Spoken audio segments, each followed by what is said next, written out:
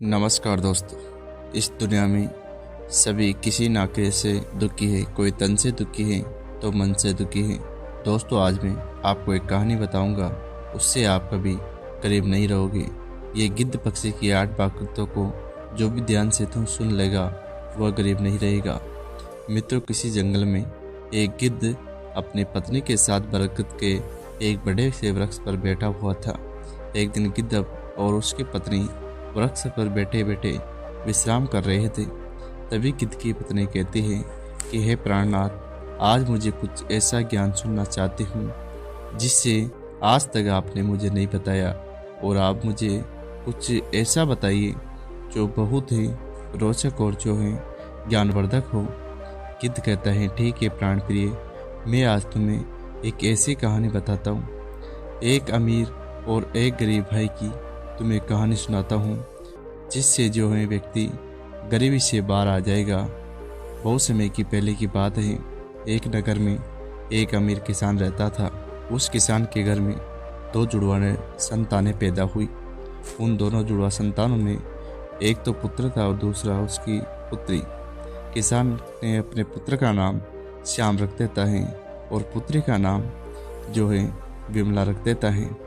दोस्तों, धीरे धीरे श्याम और विमला बड़े होने लगते हैं।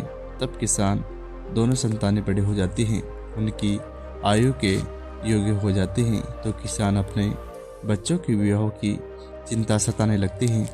एक दिन किसान किसी कारण से अपने पड़ोस के शहर में जाता है और वहां पहुंचकर एक व्यापारी का पुत्र उसे पसंद आ जाता है और उस व्यापारी के पुत्र के साथ अपनी बेटी विमला का विवाह कर देता है।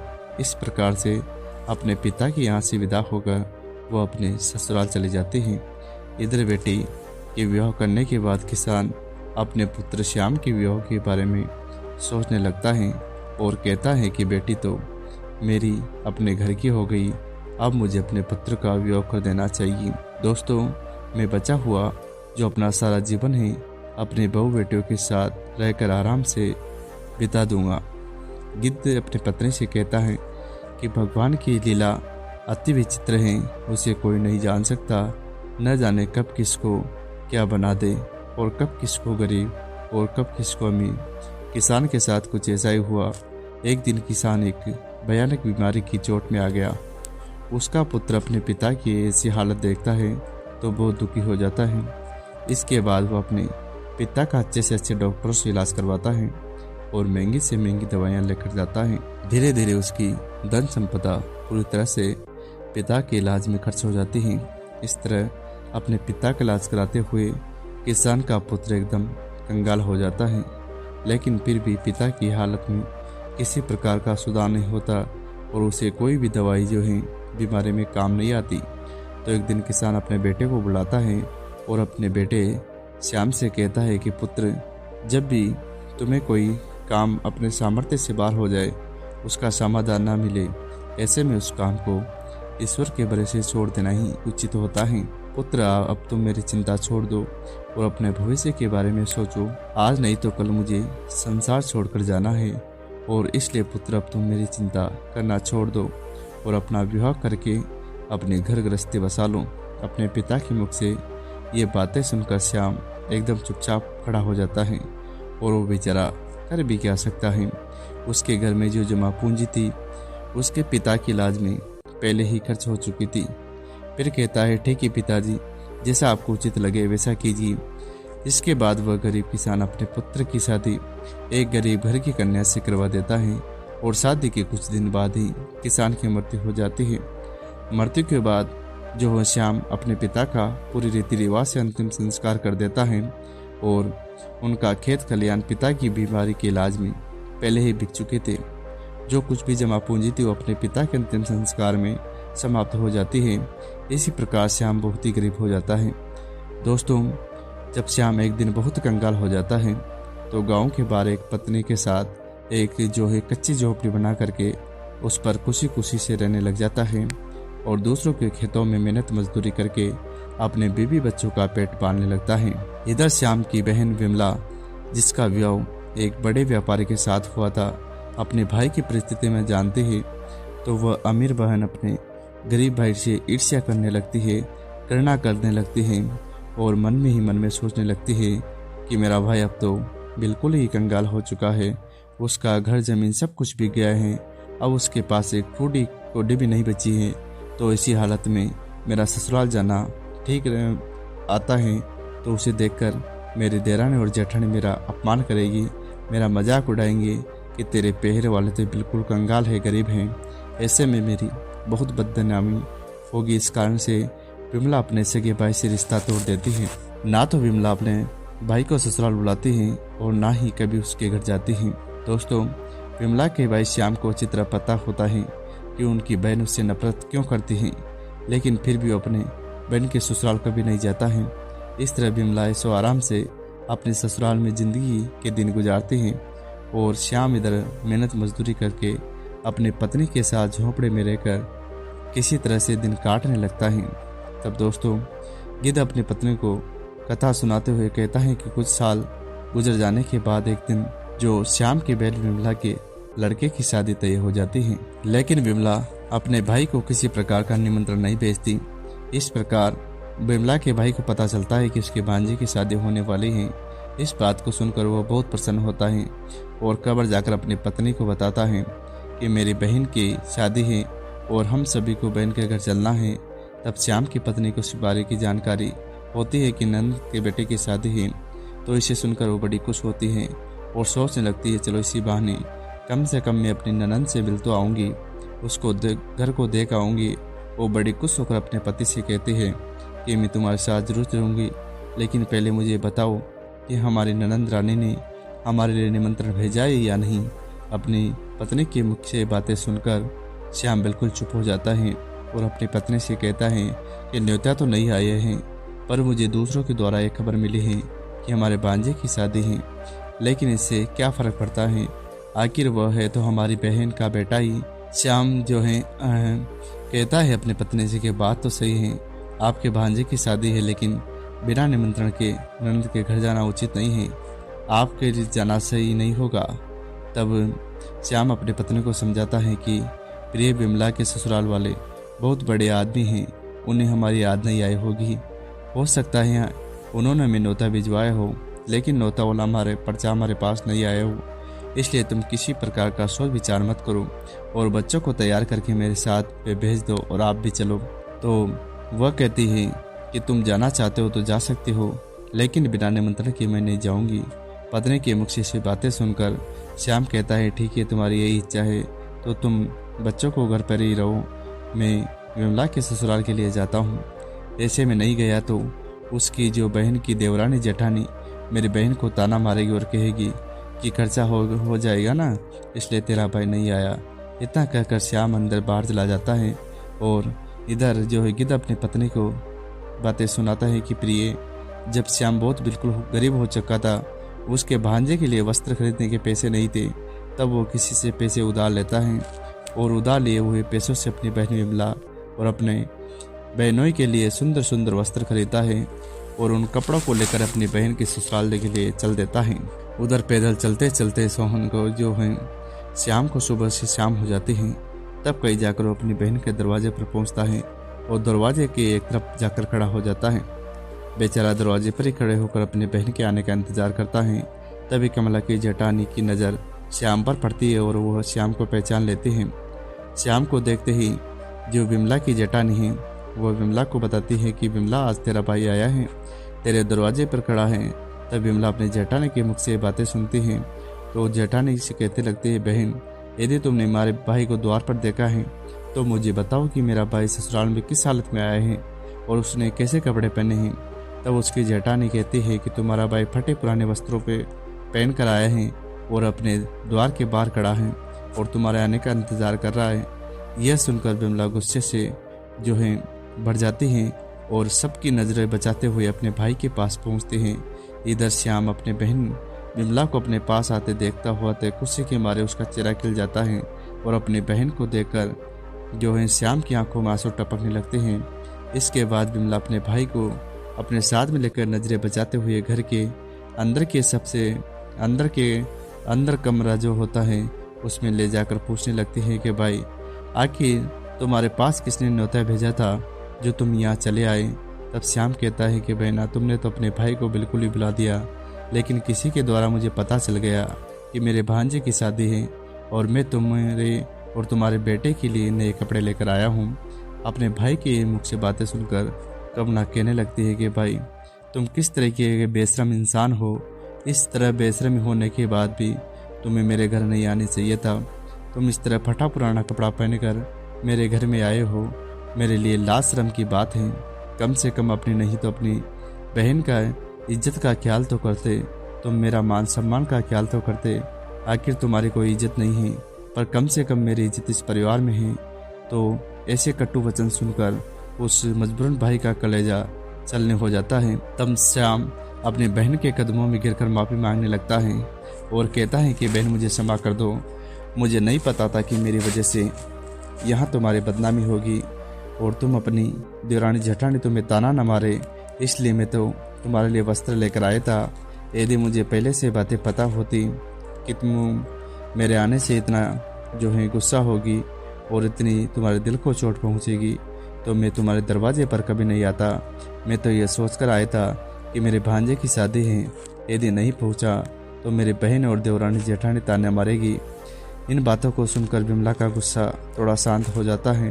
तब वो श्याम से कहती है कि कोई बात नहीं, जब तुम आ ही गए हो तो मेरी बातें काल खोल कर सुन लो। जब तक मेरे बेटे की शादी नहीं हो जाती तब तक तुम इस कमरे में बंद रहना और भूल कर भी इस कमरे से बाहर निकलने की गलती मत करना, वरना तुम्हें देखकर मेरी इज्जत दो कोड़े की रह जाएगी और लोग कहेंगे कि ये विमला का भाई तो भिखारी है। और रही भोजन की बात, जब भोजन बन जाएगा तब मैं तुम्हें भोजन की थाली तुम्हारे कमरे में पहुंचा दूंगी। तुम भोजन चुपचाप खाकर पिछले दरवाजे से अपने घर के लिए चले जाना। तब श्याम कहता है, ठीक है बहना, मैं आज रात को ही तुम अपने घर को चला जाऊंगा, मगर तुमसे एक विनती है कि तुम्हारे और तुम्हारे जीजा जी हैं उनके लिए जो कपड़े लाया हूँ उन कपड़ों को रख लो, मैं तुम्हारे लिए बड़े प्यार से लाया हूँ। तब विमला अपने भाई से कपड़े लेकर कमरे की तरफ चले जाते हैं और जाते समय कमरे की कुंडी लगा जाती हैं। उधर श्याम अंदर कमरे में बैठकर अपनी बहन के वापस आने का इंतजार करता है। दोस्तों, इतनी कहानी सुनाने के बाद गिद्ध चुप हो जाता है।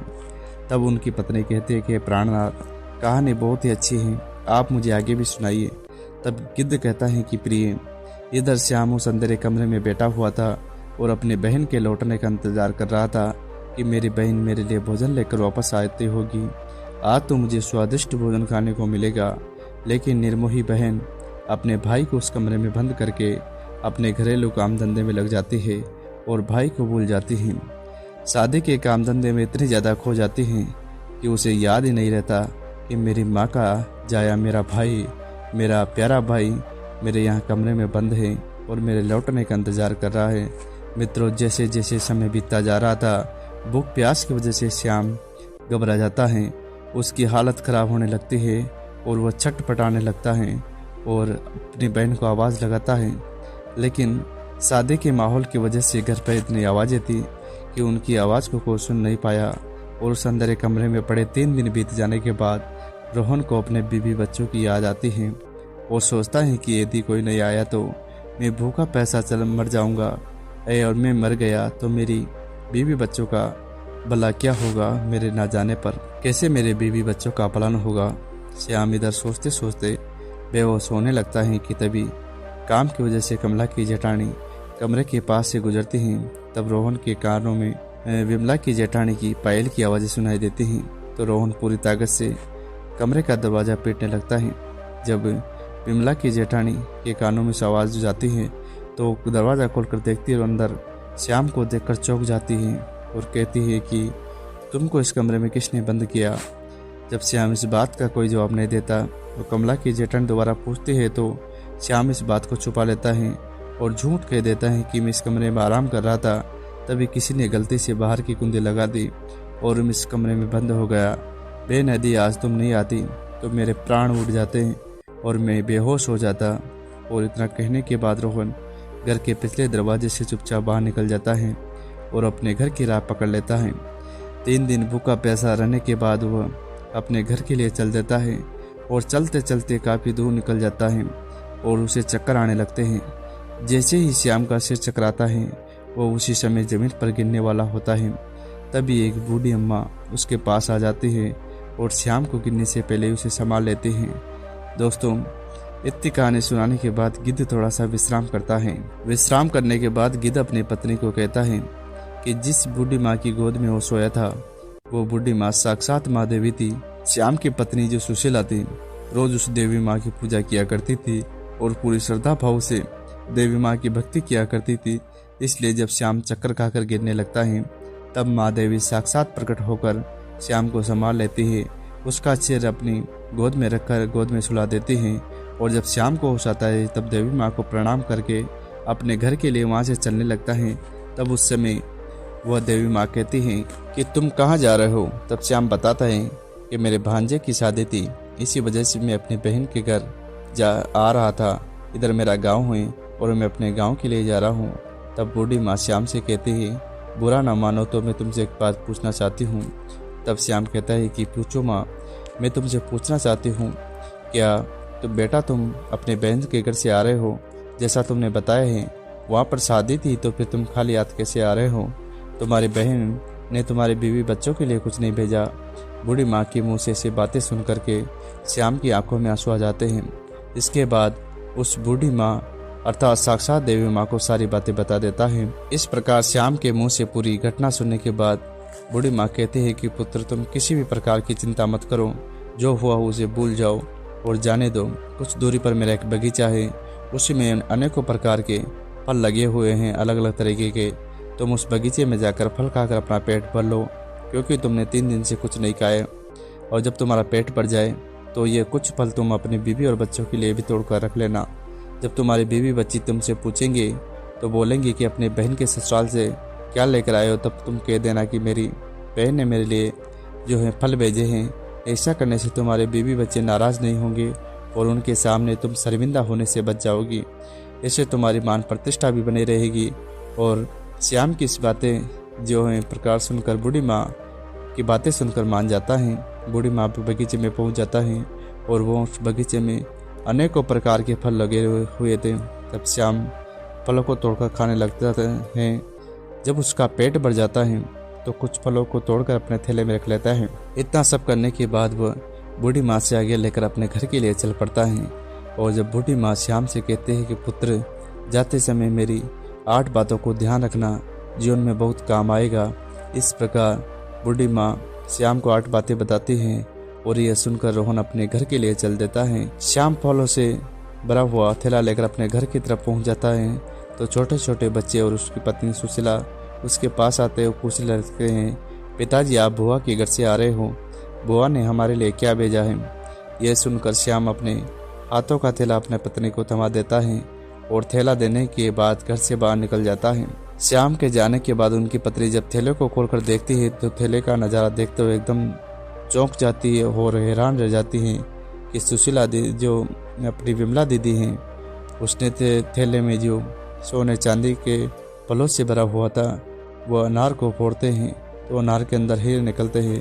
जब वह आम का फल काटती है तो गुठली की जगह सोने की गुठली निकलती है।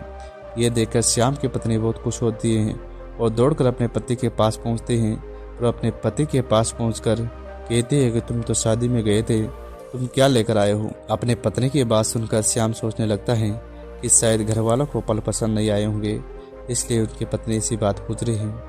चौथा है बच्चों के लिए लड्डू पेड़ा लेकर आना चाहिए। तब श्याम अपनी पत्नी से कहता है कि प्रिय बहन ने जो भी भेजा है वे लाकर मैंने तुम्हें दे दिया, अब जो थैले में है उसे ही बच्चों को बांट कर दे दूँ। तब पत्नी कहती है तुम घर के अंदर चलो, घर पर चलकर तो देखो तुम्हारी बहन ने तुम्हारे लिए क्या भेजा है। ये कहकर सुशीला अपने पति को पकड़ कर ले जाती है और कहती है जरा इसे देखिए हमारी नंद ने हमारे लिए क्या भेज रहा है। इतना कहकर जो सुशीला जो है रोहन के सामने थैले को पलट देती हैं और थैले को पलटते ही उसमें से हीरा मोती सोने चांदी के आभूषण निकलते हैं और सुशीला कहते हैं कि आखिर हमारी नंद ने तो हमारा भाग्य ही बदल दिया, फलों में छुपा कर हीरे मोती भेजे हैं। जब यह नज़ारा श्याम देखता है तो समझ जाता है कि वो बूढ़ी माँ जो रास्ते में मिली थी वो साधारण महिला नहीं बल्कि एक साक्षात देवी माँ थी। लेकिन इस बारे में वो अपनी पत्नी को कुछ नहीं बताता और मन ही मन बूढ़ी माँ को धन्यवाद देता है। तो दोस्तों, गिद्ध आगे की कथा सुनाते हुए कहता है कि हे प्रिय, इस प्रकार श्याम को बहुत सारा धन मिल जाता है और फिर से अमीर बन जाता है। कुछ समय बाद श्याम अपने बीवी बच्चों के लिए एक आलीशान महल बनवा लेता है और बड़ी शान शौकत से राजा महाराजाओं की तरह उस महल में रहने लगता है। नगर के सभी लोग श्याम को देखकर उनका मान सम्मान करते। धीरे धीरे सब श्याम का महल तैयार हो जाता है और राजा महाराजाओं वाली जैसी शान शौकत हो जाती है। और एक दिन जो श्याम की पत्नी सुशीला उससे कहते हैं कि आज सावन का महीना आने वाला है। सावन में सभी स्त्रियां अपने अपने पिता के घर जाती है, इसलिए तुम भी अपने बहन का ससुराल जाकर के ले आओ और मेरी ननद को बुला कर लाओ। इसी बहाने से अपने पियर घुमाएगी और मैं भी अपनी ननद से मिल लूँगी। जब अपनी पत्नी की ये बातें सुनता है तो उसकी बात मानकर अपनी बहन का ससुराल चल जाता है। कुछ समय बाद वो अपनी बहन के ससुराल पहुंच जाता है। एक बार फिर से उसी दरवाजे पर जाकर खड़ा हो जाता है जहां वो कुछ दिन पहले खड़ा हुआ था। कमला की जेठानी घर से बाहर निकलती है तो बाहर का नज़ारा देखते ही दौड़ी दौड़ी कमला के पास जाती है और कहती है कि ए विमला, आज तुम्हारा भाई आया है। अपनी जेठानी के मुंह से बात सुनकर कहती है कि कोई भिखारी मेरा भाई नहीं हो सकता। वो इसलिए ऐसा कह रही थी क्योंकि अगली बार भी वो भिखारी अपने भाई को समझ रही थी। लेकिन उसकी जेठानी कहती है कि विमला, आज तुम्हारा भाई भिखारियों की तरह नहीं बल्कि राजा महाराजाओं की तरह आया है और तुम्हारे भाई को देखकर ऐसा लग रहा है कि उसी किसी देश का राजा महाराजा हो। तुम्हारे भाई के आगे पीछे 4-5 सैनिक हैं और तुम्हारे दरवाजे पर एक बहुत ही बड़ी सुंदर सजी हुई रथ की गाड़ी है। भला एक बार जाकर को देखूं। विमला अपने जेठानी के मुंह से बातें सुनती है तो उसे बातों पर विश्वास नहीं होता और सच्चाई जानने के लिए अपने भाई को छुप कर देखने लगती है। जिसे विमला अपने भाई के उस रूप को देखा, उसके टाट बाट को देखा और वह एकदम बिल्कुल चौंक गई और सोचने लगती है, कल तक जो मेरा भाई एक भिखारी था, पहनने के लिए कुछ कपड़े नहीं थे, फिर अचानक से एकदम इतना अमीर कैसे बन गया। अब तो श्याम की बहन विमला आरती का अल्तार सजाकर अपने भाई की आरती उतारने लगती है। इसके बाद विमला अपने भाई का आदरपूर्वक सम्मान करके घर में बुलाकर ले आती है और कहती है, भैया मुझे क्षमा कर दीजिए, मेरी वजह से तुम्हें बहुत ही कष्ट और शर्मिंदगी का सामना करना पड़ा। अपनी बहन के मुख से ऐसी बातें सुनकर श्याम कहने लगता है, बहना कोई बात नहीं, उस दिन हमारे समय अच्छा नहीं था, हमारा दिन अच्छा नहीं थे, इसलिए तुम्हारी गलतियों को मैंने पहले ही क्षमा कर दिया था। जब तुम फिर इन बातों को छोड़ो और मेरे साथ चलने की तैयारी करो, मैं तुम्हें लेने के लिए आया हूँ। भाभी ने तुम्हें बुलाने के लिए मुझे भेजा है। यह सुनकर जो विमला खुशी खुशी अपने भाई के घर जाने के लिए तैयार हो जाती है और रथ में बैठकर अपने भाई के साथ चल देती है। इसी प्रकार रोहन इस जो श्याम था वो अपने बहन को पैर में लेकर पहुंचता है और भाई की सांसों को देखकर वह एकदम से दंग रह जाती है। एक भव्य आलीशान महल और महल के अंदर अनेक प्रकार के नौकर चाकर और अन्न के भंडार भरे हुए थे।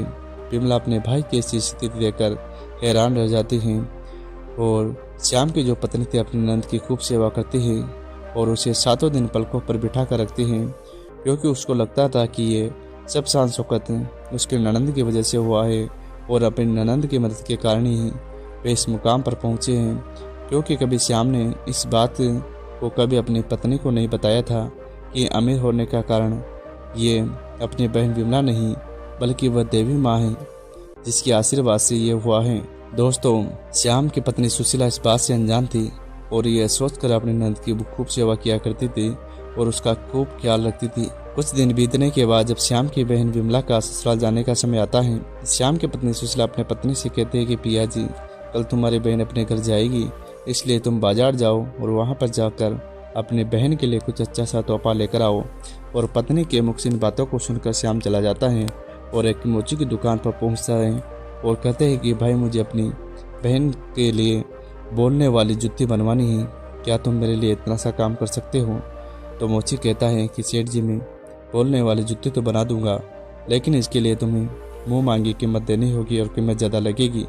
तब श्याम कहता है कोई बात नहीं, मैं तुम्हें मुंह मांगा पैसा दूंगा और ऐसी जुतियाँ बना दो कि जब मेरी बहन इनके पहन कर चले तो बारी बारी जो मैं इन 8 बातों को बता रहा हूँ, जो बातें बूढ़ी माँ ने श्याम को बताई थी, वह श्याम मोची से बताता है और मोची से बताता है कि इस प्रकार कि वह पहली बात बताता है कि मानो तो मतबूल भूल तो होती है अज्ञानता और निर्धनता का मोल। और दूसरी बात बताता है कि समय भरोसे बैठता रहा सदा गरीब, बिना काम बदले नहीं उसका कभी नसीब। और तीसरी बात जब वो बताता है कि आलस्य कर रहता सदा जो परिवर्तनहीन, कर्म फिर वही करे कहता स्वयं को दीन। और चौथी बात बताता है कि नहीं गरीब से बड़ा कोई अभिशाप, हासिल करके ज्ञान को दूर करो अब आप, दोस्त समय को नहीं दो, नहीं बनो मजबूर, कर्म साधना में जुटे रहो गरीबी होगी दूर। और पांचवी बात बताता है कि कर्म कभी नहीं करता कोशिश सदा, नसीब भाग्य भरोसे बेटा मानव रहे गरीब। छठी बात को इस तरह से बताता है कि अज्ञानी परी सदा करे, गरीबी बार बार विजय होता, युद्ध में ज्ञान सदा हथियार। सातवीं बात इस प्रकार बताता है कि मोची भाई मेरी बहन जब 8वां कदम रखे तो जूतिया ये बात बोले कि बाजार में बदल गई जीव, धन दौलत से जुड़े रहे रिश्ते गरीब। इधर मोची जो कहता है वैसे जुतिया बना देता है, और जो जुतिया बोलेगी तो मैं बहन इन बातों को सुनेगी तो उसे अपने गलती का एहसास होगा, और मुझे पैसे के घमंड में आकर अपने भाई का ऐसा अपमान नहीं करना चाहिए था, वो ऐसा सोचेगी। तो इस प्रकार से वो अपनी बहन के लिए हीरे मोतियों से जुड़ी हुई जुतियाँ बनवा कर देता है और अपने बहन को उपहार दे देता है। सोने चांदी की जुतियाँ देखकर विमला का चेहरा एकदम खिल जाता है और अपने वाई से विदा होकर अपने घर चली जाती है। जब विमला के अपने ससुराल में पहुंचती है तो विमला की देरानी जेठानी पूछने लगती है तो अपने भाई के घर से आई हो, तुम्हारे भाई ने क्या दिया है? तब विमला अपने जेठानियों और अपने सास ससुर को, अपने जेठ को, सबको अपने भाई के द्वारा दी हुई भेंट वो जूतियाँ दिखाती हैं और कहते हैं कि देखो मेरे भाई ने मुझे सोने चांदी से जड़ी हुई हीरे मोती से बनी हुई ये जूतियाँ दी हैं। तब कमला जूतियाँ पहनकर दिखाती है।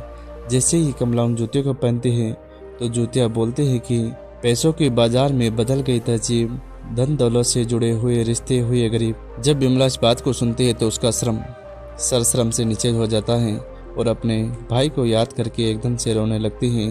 और जब देवरानी जेठानी पूछते हैं कि विमला आखिर क्या हुआ जो तुम अचानक से रोने लगी, तब विमला कहती है, वो सारी बातें बताती है कि बहन मैंने पैसे को घमंड में आकर अपने भाई से कितना बुरा भला कहा था। मैंने अपने भाई को एक गिलास पानी तक नहीं पिलाया और देखो मेरे भाई ने मुझे कितनी कीमती जूतियाँ बनवा कर दी हैं।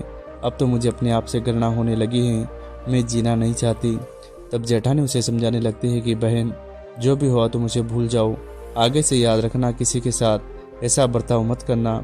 जो व्यक्ति धन दौलत का घमंड करता है उसे माता लक्ष्मी हमेशा के लिए चली जाती हैं, इसलिए तुम मेरी इन 8 बातों को हमेशा ध्यान रखना। जो व्यक्ति रात के समय रसोई में झूठे बर्तन रखता है, खाने पीने की चीज़ों को बर्बाद करता है, ऐसा व्यक्ति जल्दी निर्धन हो जाता है।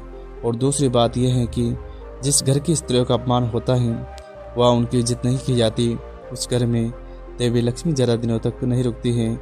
और तीसरी बात यह है कि जिस घर की स्त्रियां सूर्यास्त होने के बाद अपने घरों में झाड़ू लगाती हैं, वह चूल्हा चौका करती हैं, ऐसे परिवार के लोग बहुत जल्दी गरीब हो जाते हैं। और चौथे नंबर की बात यह है कि जिस परिवार में पैसों की कदर नहीं की जाती, फिजूल कार्यों में बर्बाद किए जाते हैं, ऐसे घरों से माँ लक्ष्मी रूठ कर चली जाती हैं। और पांचवी बात जो है कि लोग पैसे आने के बाद में उस पैसे से दूसरों के मान प्रतिष्ठा को ठेस पहुंचाते हैं या फिर अपने धन के बलबूते पर लोगों को परेशान करते रहते हैं, उन्हें नाजायज परेशान करते हैं, तो ऐसे लोगों के घरों से भी माता लक्ष्मी बहुत जल्दी विदा ले लेती हैं। छठी बात यह है कि घर के लोग अपने कर्तव्यों का पालन नहीं करते और अपने कार्यों पर कल को टालते हैं, उन व्यक्तियों के घरों से माता लक्ष्मी रूठ जाती है। और साथ ही बात है कि जिस घर परिवार के लोग अपने बड़ों की इज्जत नहीं करते, अपनों का कहना नहीं मानते, अपनों से बड़ों के लिए कटु सत्य बोलते हैं, ऐसे लोगों का गरीबी का सामना करना पड़ता है, वो गरीबी देखने पड़ती है। और 8वीं और लास्ट बात यह है कि जिस परिवार के लोग अपने मेहमानों का सम्मान नहीं करते, अपने मेहमान का आदर भाव नहीं करते, अपने दरवाजे पर किसी याचक को खाली हाथ लौटा देते हैं, ऐसे लोगों से माँ लक्ष्मी नाराज होकर चली जाती है। इस प्रकार विमला की जेठानी कहती है कि ये 8 बातें हमेशा याद रखना और इसको गांठ बांध कर रख लेना। तो दोस्तों इधर गिद्ध अपने पत्नी से कहता है कि इसी प्रकार श्याम की बहन विमला एकदम से बदल जाती है और उसे समझने में आ जाता है कि माया तो आती जाती रहती है, इसे कभी घमंड नहीं करना चाहिए। दोस्तों ये धन दौलत है, ये तो आती जाती रहती है, कभी कोई आदमी गरीब होता है तो कभी अमीर बन जाता है, इसका कुछ भरोसा नहीं करना है। और हमेशा व्यक्ति को समझदार व्यक्ति बनकर के चलना है। तो दोस्तों, इस कहानी के बारे में आपके क्या विचार है कमेंट में ज़रूर बताइए। और जो भी व्यक्ति ऐसी कहानी सुनना पसंद करता है उनको वीडियो शेयर कीजिए। फिर से मिलते हैं नई वीडियो में। धन्यवाद।